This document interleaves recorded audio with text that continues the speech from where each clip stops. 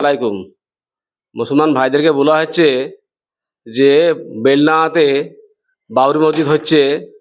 এখানে অনেক মানুষ ভাইরাল তো হয়ে গিয়েছে মসজিদ, কিন্তু দান করছে অনেক মানুষ, হিন্দু খ্রিস্টানরাও করছে, মুসলমানরাও করছে। তো আপনারা শুনতে পাচ্ছি ইটের গায়ে কোনো হয়তো রাম বলে কোনো লেখা আছে, কোনো শিব বলে লেখা থাকছে। আপনার ইটগুলা খবরদারকে কোথায় কোনো ঘরে লাগাবেন, মসজিদে লাগাবেন না, এবং ইটগুলাকে আলাদা করে বেঁচে রাখবেন। পরে বিক্রি করে যে কোনো জায়গায় পয়সা দিয়ে দেবেন।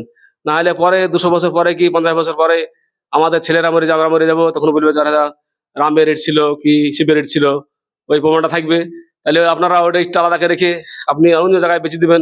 তাহলে ওরা যেন এই কথা না বলতে পারে, 200 বছর পরে বলতে না পারে যে আমাদের এটা আমাদের বাবরি মসজিদটা আমাদের রামের মন্দির ছিল, এটা না বলতে পারে।